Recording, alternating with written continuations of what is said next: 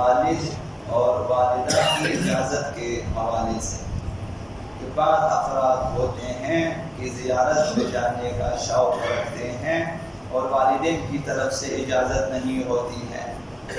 یا حالات کے پیش نظر وہ اجازت نہیں دیتے کہ راستہ پر خطر ہے، وہاں اجتماع بہت بڑا ہے اور وہاں پہ جان کے لیے مال کے لیے مثلا خطرات ہیں، ان خطرات کے پیش نظر یا پھر والدین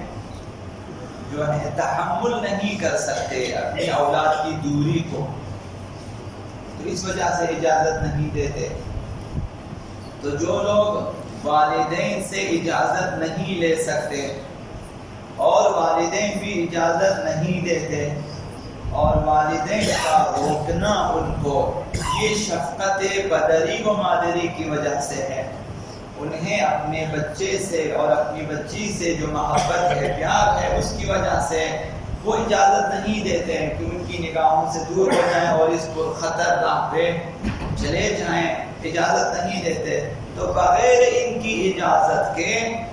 اس سفر پہ مثلا 40 کی زیارت پہ جانا اور اس اجتماع میں شرکت کرنا اور وہاں جو 3 دن کی پیادہ روی ہوتی ہے اس میں شرکت کرنا جائز ہے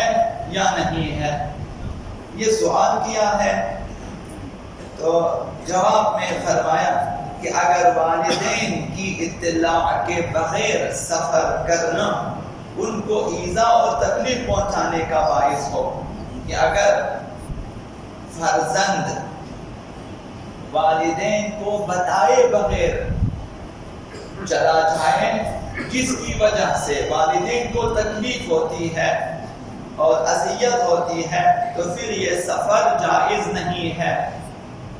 حتی سفر 40 اور اجتماع 40 پیادہ روی 40 کی ثواب اسلامی متون میں اس قدر ہے کہ انسان تصور نہیں کر سکتا۔ تو یہ تمام ثواب اور اجر و پاداش اگر والدین کی رضایت کے بغیر ہو تو مشکل ہے تو انہیں یہ ثواب ملے۔ اب پھر بھی اگر کوئی شخص سفر کرتا ہے والدین کی اجازت کے بغیر اور انہیں بتائے بغیر اس سفر پہ جاتا ہے تو چونکہ سفر معصیت کہلائے گا، اس وجہ سے نمازیں بھی قصر نہیں ہیں۔ اگر وہ نماز پڑھتا ہے تو یہاں سے ہی اس کی نماز پوری ہے تا ان کی وہ سفر سے واپس آ جائیں، کہیں پہ اس کی نماز قصر نہ ہوگی۔ اگر رمضان کا مہینہ ہے روزہ بھی قصر نہ ہوگا، یعنی اس روزہ رکھنا اس کی ذمہ واجب ہے، اگر نہیں رکھتا تو پھر روزہ توڑنے کا گناہ اس کے ذمہ ہے اور بعض اوقات کفارات بھی اس کے ذمہ آتے ہیں۔ زیارت 40 مہم ترین زیارت ہے، اور اگرچہ یہاں سے بھی ہم زیارت 40 پڑھ سکتے ہیں، اور ایک یہ ہے کہ زیارت 40 کا معنی یہ ہے کہ 40 کے دن قبر آقا امام حسین پہ حاضری دینا زیارت کے لیے، یہ دونوں مہم ہے۔ حضرت آدم کے زمانے سے ہی جبریل امین کو خداوند متعال نے یہ ذمہ داری دی کہ ہر نبی کو آقا امام حسین سے آشنا کر دے اور کربلا کے مصائب بطور خلاصہ بیان کر دے۔ جبریل کی یہ ذمہ داری لگ گئی، اور جبریل نے بھی آدم سے لے کر تا آخری نبی تک کم از کم 1,24,000 انبیاء جو ہماری روایات کے مطابق ہیں، کم سے کم ہے یہ 1,24,000 انبیاء کو تو جبریل امین نے آقا امام حسین کے بارے میں بھی بتایا اور ان کی جو ہے حادثہ عاشورہ کے بارے میں بھی بتایا، مصائب کے بارے میں بتایا، اور تمام انبیاء نے گریہ کیا ہے آقا باقر حسین پہ۔ ائمہ اطہار نے بھی آقا امام حسین علیہ السلام کی پیدائش سے لے کر مسلسل گریہ کیا ہے، اور آج تک ائمہ اطہار گریہ فرما رہے ہیں آقا باقر حسین پہ۔ وَلَأَنْتُبَنَّكَ صَبَاحًا وَمَسَاءً کہ آقا امام زمان علیہ السلام بھی شب و روز گریہ فرماتے ہیں آقا امام حسین پہ۔ کسی زمانے میں بھی ائمہ اطہار کی طرف سے یہ اس گریے میں کمی نہ ہوئی، انہوں نے کم نہ کیا اس گریے کو کہ 1 سال بعد 2 سال بعد 10 سال بعد کیا ہم گریہ نہیں کریں گے یا کم سے کم کریں گے، کمی نہیں آئی۔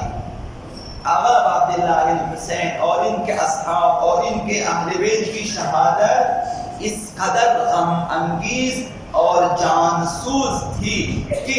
بقول آقا امام سجاد علیہ السلام تمام موجودات ارضی و سماوی نے آقا امام حسین پہ گریہ کیا، تمام موجودات ارضی و سماوی، اب کوئی موجود باقی نہیں رہے گا، سب نے گریہ کیا۔ یہ مہم ترین چیز ہے آقا عبداللہ حسین کے سلسلے میں ہمارے لیے۔ عزاداری اور گریہ کے بعد جو چیز اہمیت کی حامل ہے وہ زیارت آقا عبداللہ حسین ہے۔ گریہ کے بعد، ماتم کے بعد مہم ترین چیز زیارت آقا عبداللہ حسین ہے، اور اس سلسلے میں ائمہ اطہار نے بہت زیادہ تاکید کی ہے، اس قدر تاکید کی ہے حتیٰ فرمایا زندگی میں ایک بار ہی صحیح کربلا جاؤ، آقا امام حسین کی قبر پہ جاؤ، حتیٰ زندگی میں ایک بار صحیح جاؤ، اور جن کے پاس سہولت ہے، جن کے لیے میسر ہے، وہ سال میں کئی مرتبہ جاؤ۔ یہ ساقی روایات میں آیا، پچھلے سال عرض کیا، آپ کے ذہنوں میں ہوگا کہ ائمہ معصومین نے فرمایا کہ غنی سال میں 2 بار جائے اور فقیر سال میں 1 دفعہ جائے کربلا، یہ اس حد تک تھا۔ حضرت آقا امام باقر علیہ السلام نے ارشاد فرمایا کہ اگر لوگوں کو آقا امام حسین علیہ السلام کی زیارت کے ثواب اور اجر و پاداش کے بارے میں پتہ چلے تو شوق زیارت میں مر جائیں گے۔ یہ اگر محبین اور عاشقان آقا عبداللہ حسین کو، شیعیان اہل بیت کو اگر پتہ چلے کہ یعنی جو کچھ بتایا ہے وہ ابھی کچھ بھی نہیں ہے، جو کچھ بتایا گیا ہے وہ بھی ناقابل باور ہے، ابھی یہ کچھ بھی نہیں ہے، اس سے یہ پتہ چلتا ابھی اس قدر ہے اجر و پاداش کہ اگر بیان کیے جائیں تو لوگ شوق سے مر جائیں گے۔ جس طرح آقا امیر المؤمنین علی بن ابی طالب علیہ السلام کی فضیلتوں کے بارے میں کہ امام شافعی نے فرمایا کہ دشمنوں نے خوف کی وجہ سے جو ہے دشمنی میں چھپا لیا، اور دوستوں نے خوف کی وجہ سے ان کے فضائل کو چھپا لیا، پھر بھی مشرق و مغرب امیر المؤمنین کی فضیلتوں سے جو ہے بھرے ہوئے ہیں۔ مجھے اس بات پہ تعجب ہے، اس قدر فضیلت ہے، پھر بھی پیغمبر اسلام نے فرمایا اگر میں آپ کی فضیلتیں بیان کروں تو لوگ آپ کے جو ہے نقش پا سرما کریں گے، لوگ آپ کے جو ہے قدموں کے نشان پہ گر جائیں گے۔ ابھی تک پیغمبر اسلام نے وہ باتیں بیان نہیں کی کہ بعض افراد نے آقا امیر المؤمنین کے بارے میں شک کرنا شروع کر دیا کہ خدا ہے یا علی ہے، نہیں، بس اسی طرح زیارت آقا عبداللہ حسین کے اس قدر بیان کیا ہے کہ ناقابل باور۔ ابھی اور بھی کچھ ہیں کہ اگر بیان کیے جائیں تو لوگ شوق سے مر جائیں گے۔ حضرت آیت اللہ وحدت سے نقل کیا ہے اس بات کو کہ فرمایا روایت میں ہے کہ جب آقا امام زمان علیہ السلام فرمائیں گے 5 ندا دیں گے، اگرچہ خود اس روایت میں اور اس کی سلسلے سند میں اختلاف ہے، لیکن چونکہ آیت اللہ وحدت نے فرمایا کہ روایت میں ہے کہ 5 ندا دیں گے آقا امام حسین کے بارے میں اپنے پہلے خطبے میں غالباً آقا امام زمان علیہ السلام، اور انا یا اہل العالم اس طرح سے ندا دیں گے، اے دنیا والو جان لو کہ میرے جد حسین کو پیاسا شہید کیا، میرے جد حسین کے مثلا ان کے نعش پہ گھوڑے دوڑائے، وہ اس طرح 5 ندا دیں گے۔ تو یہ حضرت آیت اللہ وحدت فرماتے ہیں پتہ چلتا ہے کہ آقا امام زمان خود کو آقا امام حسین کے ذریعے متعارف کرائیں گے، یعنی میں ان کا فرزند ہوں اور میں ان کا وارث ہوں۔ اس کا مطلب جو حضرت آیت اللہ وحدت نے بیان کیا مطلب یہ ہے کہ ضروری ہے کہ ظہور تک دنیا والے آقا امام حسین کو خوب پہچانیں، خوب آقا امام حسین کو پہچانیں، کیونکہ وہاں آقا امام حسین کے ذریعے آقا امام زمان کا تعارف ہوگا، لہذا ضروری ہے کہ ظہور تک سب حسین کو پہچانیں۔ دوسری بات جو انہوں نے بیان کی وہ یہ ہے اگر آج لوگ سب آقا امام حسین کو نہیں پہچانتے تو قصور ہمارا ہے، انہوں نے فرمایا قصور ہمارا اس لیے کہ ہم نے سید الشہداء کے لیے اس طرح فریاد نہیں کی کہ دنیا والے ہماری فریاد سنیں. یعنی ابھی تک جو کچھ بھی ہم نے کیا ہے کم کیا ہے امام حسین کے سلسلے میں، ان کے تعارف کے سلسلے میں، ان کی عزاداری کے سلسلے میں، زیارتوں کے سلسلے ابھی تک. اگرچہ آج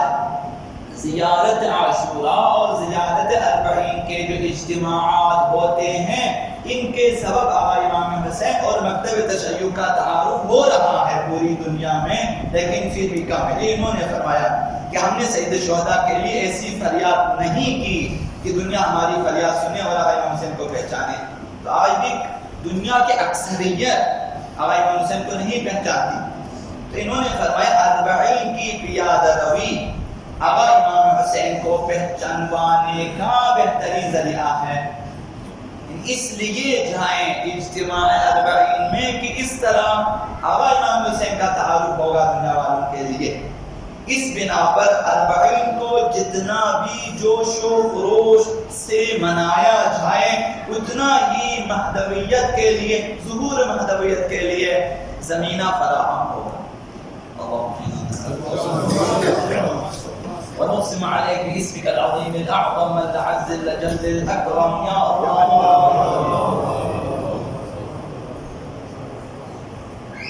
يا الله يا رحمن يا رحيم يا مقلب القلوب ثبت قلوبنا على دينك. اللهم اهدنا من عندك وافض علينا من فضلك وانشر علينا من رحمتك وانزل علينا من بركاتك.